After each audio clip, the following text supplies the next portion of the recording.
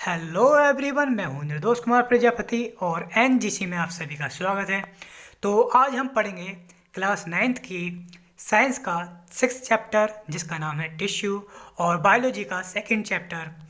तो हमने first chapter में पढ़ा था सेल्स के बारे में, लाइफ प्रोसेस, और इसमें आज हम पढ़ेंगे टिश्यूज़ के बारे में। तो टिश्यू क्या होते हैं, तो सबसे पहले हम देखेंगे हमने जो फर्स्ट चैप्टर पढ़ा था, फर्स्ट चैप्टर उसमें पढ़ा था हमने सेल के बारे में कि कोई भी लिविंग ऑर्गेनिज्म, हर लिविंग ऑर्गेनिज्म सेल से मिलकर बना होता है। और सेल जब इकट्ठी हो जाती हैं, यानी काफ़ी सारी सेल जब एक साथ इकट्ठी हो जाती हैं तो वो टिश्यू कहलाती हैं। जैसे यहाँ पर ये कई तरह की सेल्स प्रेजेंट हैं, जैसे ये कुछ पर्पल कलर की सेल्स प्रेजेंट हैं और कुछ यहाँ पर ये ग्रीन कलर की हैं और कुछ रेड कलर की सेल्स प्रेजेंट हैं यहाँ पर। तो ये जो रेड कलर की सेल्स हैं यहाँ पर, तो अब ये अलग अलग प्रकार की सेल हैं। अब ये अलग अलग प्रकार के सेल अलग अलग टिश्यू बनाते हैं। तो टिश्यू क्या होता है? टिश्यू एक सेल्स का ग्रुप होता है, यानी इसमें एक जैसी सेल, यानी देखने में एक जैसी सेल जिनके स्ट्रक्चर सेम हो और फंक्शन सेम हो, वो टिश्यू कहलाते हैं। ऐसी सेल का ग्रुप जिनका स्ट्रक्चर और फंक्शन सेम होता है वो टिश्यू कहलाते हैं। अब एक टिश्यू तो हमको इधर ये दिखाई दे रहा है, ये जो एक रेड कलर की सेल्स का ग्रुप है, ये रेड कलर की सेल्स का ग्रुप है, ये टिश्यू हो गया।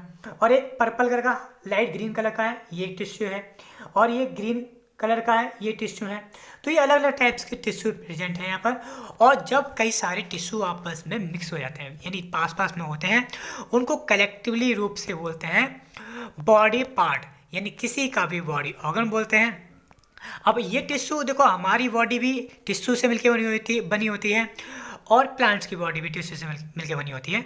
तो हम टिश्यू में पढ़ेंगे plant tissue and animal tissue. तो आज हम सिर्फ चर्चा करेंगे प्लांट टिश्यू पर। तो आपको पता है कि जो प्लांट्स होते हैं वो सेल से मिलकर बने होते हैं और उन सेल को बोलते हैं हम प्लांट सेल बोलते हैं। और जब ये सेल्स आपस में काफ़ी सारे इकट्ठी होती हैं और ग्रुप बनाती हैं, उसको टिश्यू बोलते हैं। और ये जब कई सारे टिश्यू एक ग्रुप बनाते हैं, इकट्ठे होते हैं, तो वो एक बॉडी ऑर्गन्स का फॉर्मेशन करते हैं। तो प्लांट ऑर्गन्स हैं। और प्लांट्स में कौन कौन से ऑर्गन होते हैं, क्या क्या पार्ट होते हैं, उसको पहले हम देखेंगे।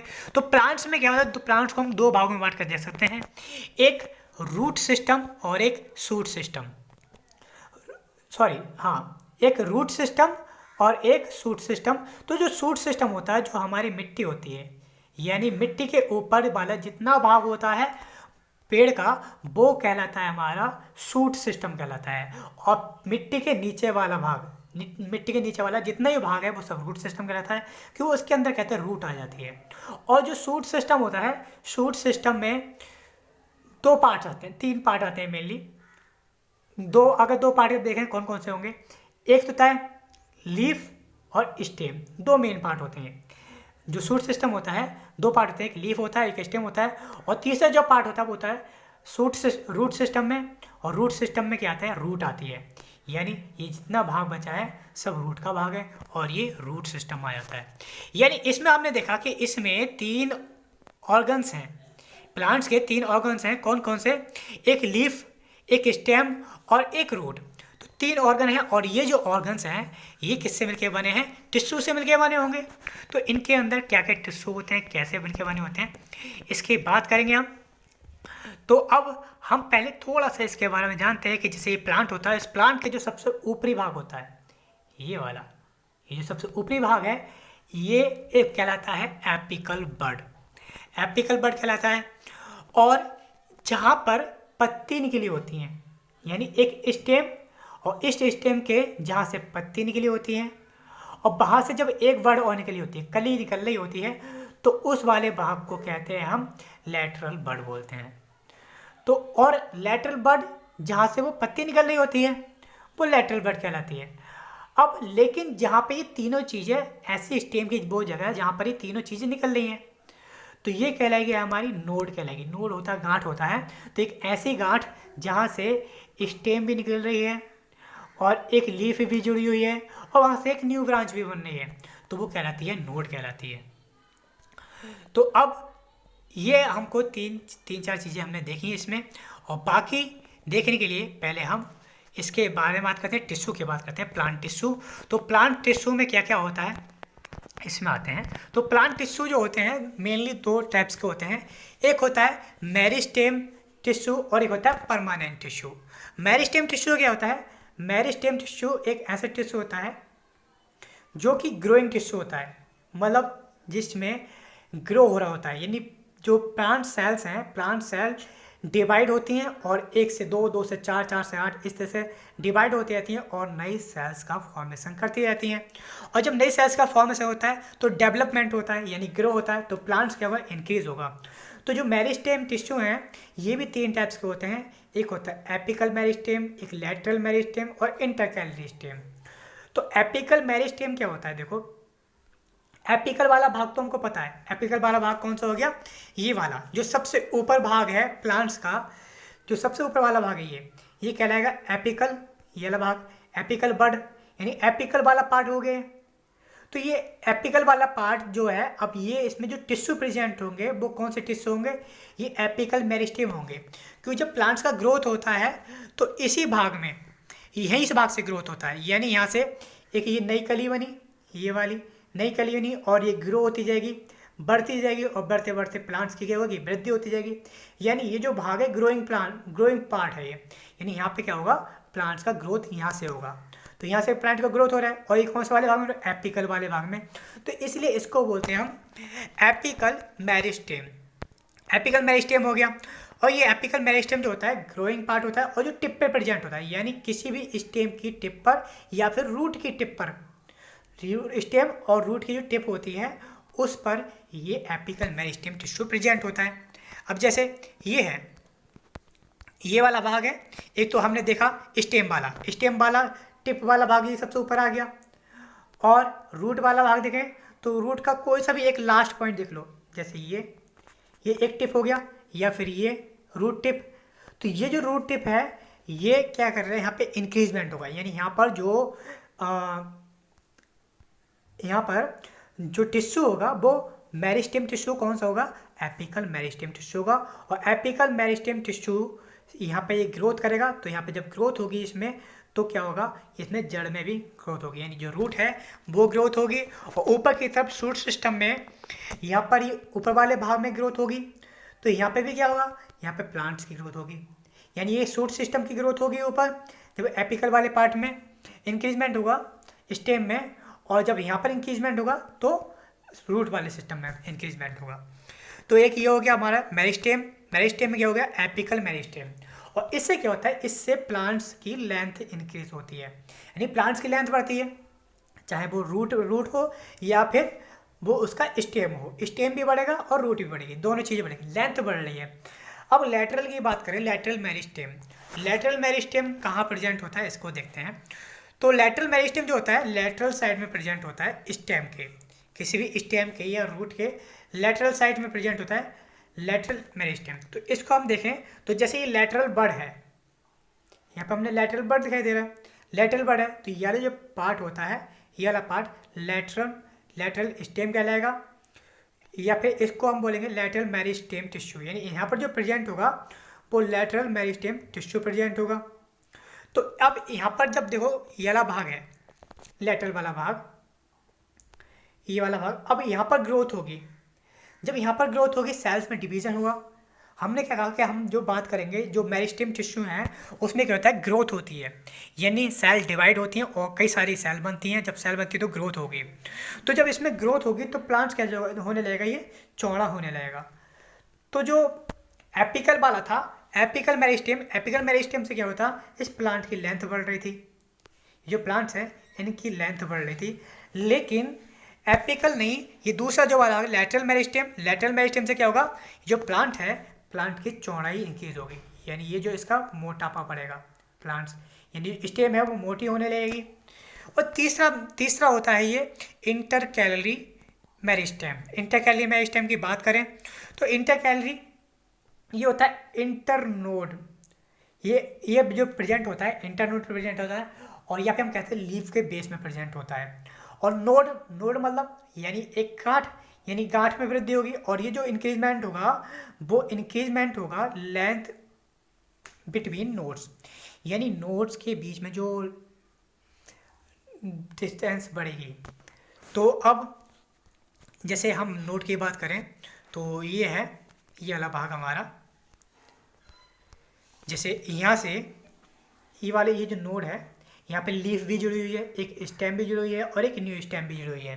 तो तीनों चीज़ें यहाँ पर जो नोड होगी, नोड का इंक्रीजमेंट होता रहेगा और यहाँ पे एक लाइन बनती रहती है।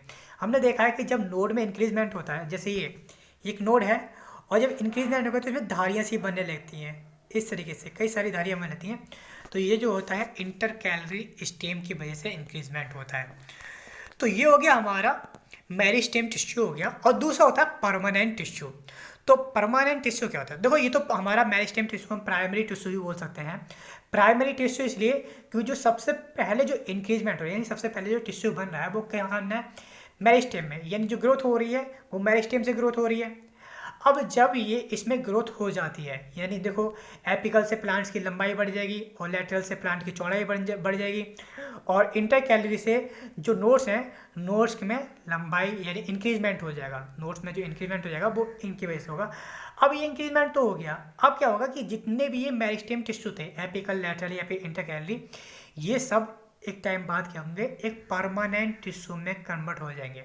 ये परमानेंट नहीं है, यानी ये जो है अभी इनका अस्तित्व खत्म हो जाएगा, तो अब ये परमानेंट में कन्वर्ट हो जाएंगे। यानी परमानेंट टिश्यू क्या है? एक मेरिस्टेम टिश्यू ही है, लेकिन वो मेरिस्टेम टिश्यू किस में कन्वर्ट हो जाते हैं? परमानेंट में। तो अब परमानेंट टिश्यू जो होते हैं, परमानेंट टिश्यू भी दो तरह के होते हैं, एक सिंपल परमानेंट टिश्यू होता है, एक होता है कॉम्प्लेक्स परमानेंट। तो सिंपल परमानेंट की बात करें तो सिंपल परमानेंट में क्या किया जाएगा? तो सिंपल परमानेंट यानी सिंपल ही हो गया। अब इसमें तीन चीज़ आती हैं, एक होता है पैरेन्काइमा, कोलेन्काइमा और स्क्लेरेन्काइमा। तो ये भी क्या एक टिश्यू है, और टिश्यू किससे मिलकर बने हैं? ये जो टिश्यू मिलकर बने हैं मेरिस्टेम टिश्यू से बने हैं। यानी जो मेरिस्टेम टिश्यू जो परमानेंट में कन्वर्ट हो गया, और इसमें भी दो तरह के होगा, एक सिंपल और एक कॉम्प्लेक्स। अब इनको देखते हैं ये कहाँ प्रेजेंट होते हैं, कैसे होते हैं और इनका फंक्शन क्या होता है। तो देखो इधर आते हैं हम, ये वाले, तो ये हमारे तीनों जो टिश्यूज़ हैं, ये तीनों टिश्यू कैसे हैं? ये परमानेंट टिश्यू हैं, और परमानेंट टिश्यू में ये कौन से? एक पैरेन्काइमा, कोलेन्काइमा और स्क्लेरेन्काइमा। तो पैरेन्काइमा में जो देखो टिश्यू है, टिश्यू किससे मिलकर बने होते हैं? सेल से मिलकर बने होते हैं। और इसमें जो टिश्यू में जो सेल्स जुड़ी होती हैं आपस में, उनके बीच स्पेस होता है। ये जो हम देख रहे हैं यहाँ पे स्पेस दिख रहा है, तो ये स्पेस होता है, और ये स्पेस जो होता है काफ़ी स्पेस होता है। और इसी स्पेस की वजह से इसमें क्या होता है? इसमें क्लोरोप्लास्ट आके फिक्स हो जाता है कभी कभी। तो पैरेन्काइमा को क्लोरेन्काइमा भी बोलते हैं। जब क्लोरोप्लास्ट इसमें फिक्स हो जाता है, तो इसमें जब क्लोरोप्लास्ट आ जाएगा, इसमें ये जो हमारी स्पेस है, तो इसमें क्लोरोप्लास्ट आ जाएगा, तो इसमें फोटोसिंथेसिस की रिएक्शन होगी, तो इसलिए इसको क्लोरेन्काइमा बोलते हैं। और ये जो स्पेस होता है इसको बोलते हैं इंटरसेलुलर स्पेस। और ये इस इंटरसेलुलर स्पेस में क्या होता है? कभी कभी क्या होता है कि इसमें एयर आके फंस जाती है, यानी एयर इकट्ठी हो जाती है, और जब एयर इकट्ठी हो जाएगी तो इसको बोलते हैं एरेन्काइमा। एरेन्काइमा यानी जब एयर इकट्ठी हो जाएगी तो प्लांट कैसे हो जाएगा? ये हल्का हो जाएगा। यानी जितने भी पानी पर तैरने वाले प्लांट्स होते हैं, उनके पैरेन्काइमा में उनके जो प्लांट्स होते हैं, उनके टिश्यू होता है पैरेन्काइमा टिश्यू, उनके पैरेन्काइमा टिश्यू में एयर भरी होती है। यानी जो पैरेन्काइमा के टिश्यू में जो खाली जगह होती है, इंटरसेलुलर स्पेस, उसमें एयर भरी होती है, जिसकी वजह से कैसे हो जाते हैं? वो हल्के हो जाते हैं और पानी पर तैरने लगते हैं। यानी जो स्मूथनेस है, वो स्मूथनेस किसकी वजह से होती है? पैरेन्काइमा की वजह से होती है। और ये पैरेन्काइमा, एक तो ये हमने बात करी कि इसके अंदर जो पानी के ऊपर तैर रहे होते हैं उनमें होता है, और दूसरी चीज़ हम देख सकते हैं कि प्लांट्स में पत्तियों में देख सकते हैं, क्योंकि ये कैसे स्मूथ होंगे, इनके बीच जो डिस्टेंस होती है बहुत ज़्यादा होती है। इसी वजह से ये जो प्लांट्स होते हैं स्मूथ करेक्टर आता है। स्मूथ मतलब मुलायम आता है पे, स्मूथ मतलब चिकना होता है, लेकिन स्मूथ का मतलब मुलायम। तो मुलायम होता है, यानी पत्तियाँ मुलायम होती हैं, तो वो किसकी वजह से होती हैं? वो पैरेन्काइमा की वजह से होती है। अब बात करें कोलेन्काइमा कहाँ प्रेजेंट होता है? कोलेन्काइमा में देखो जो टिश्यू होते हैं, इसमें जो सेल होती हैं, इन सेल के बीच जो स्पेस होता है वो स्पेस बहुत कम होता है। यानी जो पैरेन्काइमा था, पैरेन्काइमा के कंपैरिजन में कोलेन्काइमा के सेल के बीच जो स्पेस होता है वो बहुत कम होता है। और इसी वजह से ये जो टिश्यू होते हैं, ये पैरेन्काइमा के मुकाबले थोड़े हार्ड होते हैं।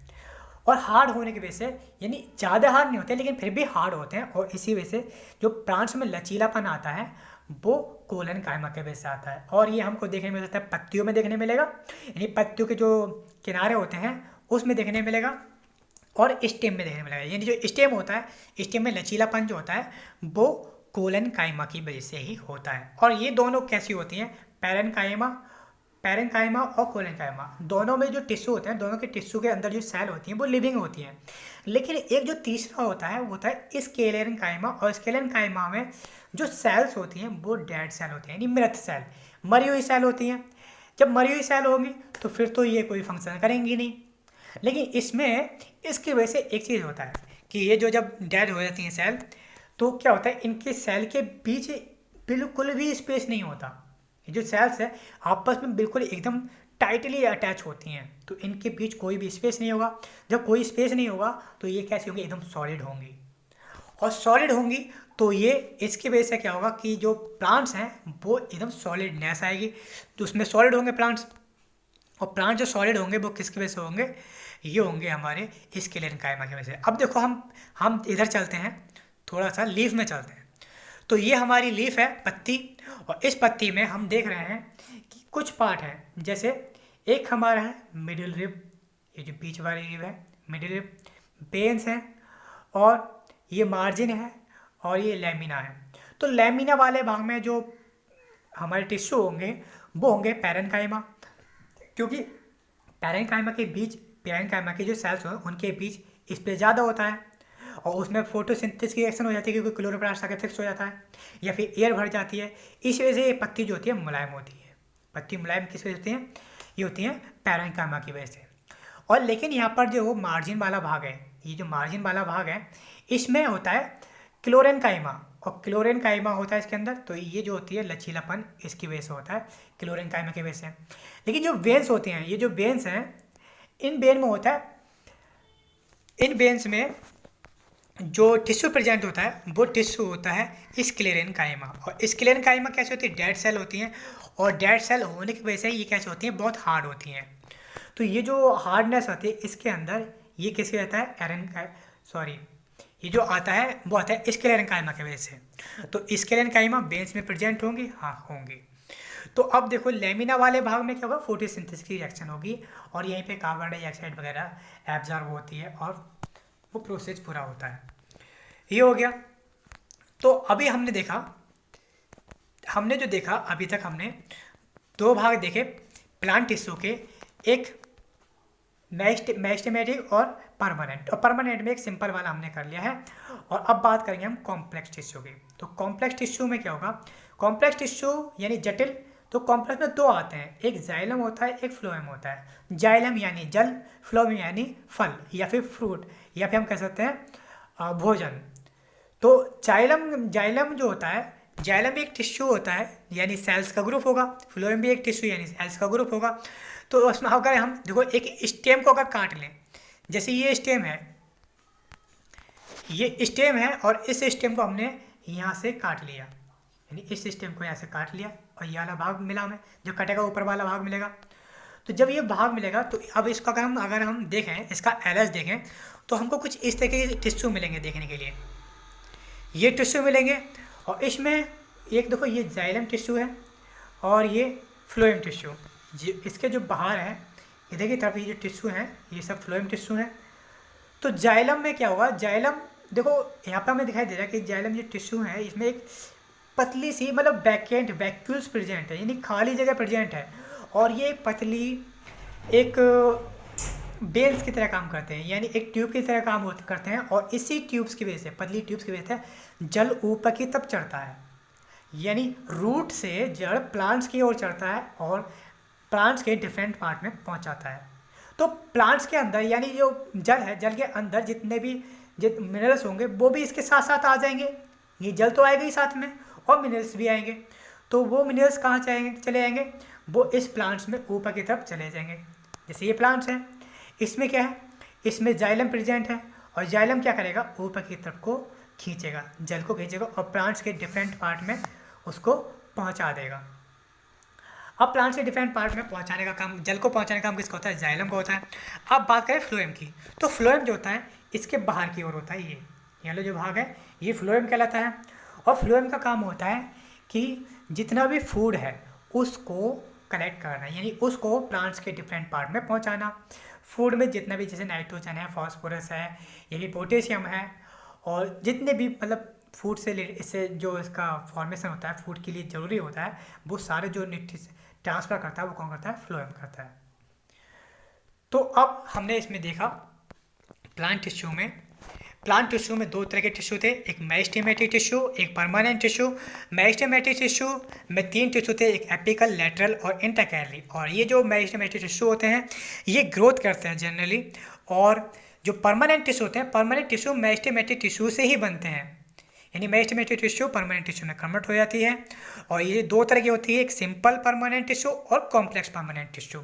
सिंपल परमानेंट टिश्यू में पैरेन्काइमा, कोलेन्काइमा और स्केलेन्काइमा होता है। पैरेन्काइमा की वजह से प्लांट्स कैसे होते हैं? मुलायम होते हैं, प्लांट्स के जो भाग होते हैं मुलायम होते हैं। और क्लोरेन्काइमा की वजह से प्लांट्स में लचीलापन होता है, और स्केलेन्काइमा की वजह से प्लांट्स कैसे होते हैं? हार्ड होते हैं। और जाइलम क्या करता है? जाइलम प्लांट्स में जल का फ्लो करता है, यानी जल को रूट से, यानी जो पृथ्वी है हमारी, यानी जो मिट्टी है, मिट्टी से रूट्स क्या करती हैं? जल को खींच लेती हैं। किसकी वजह से खींच लेती हैं? जाइलम की वजह से, और प्लांट्स के डिफरेंट पार्ट में पहुंचा देती है। और फ्लोएम क्या करता है? फ्लोएम क्या करता है? खाने को इकट्ठा करके, मतलब उसको खींच के मिट्टी से वो प्लांट्स के डिफरेंट पार्ट में पहुंचा देता है। तो ठीक है दोस्तों, अब हम बात करेंगे नेक्स्ट वाले चैप्टर में एनिमल टिश्यू की। एनिमल टिश्यू हमारे मनुष्य में या फिर जितने भी एनिमल्स हैं उसमें कौन कौन से टिश्यू प्रेजेंट होते हैं, कैसे काम करता है। तो ठीक है, हमारे चैनल पे बने रहिए। मोस्ट वेलकम, थैंक यू, धन्यवाद।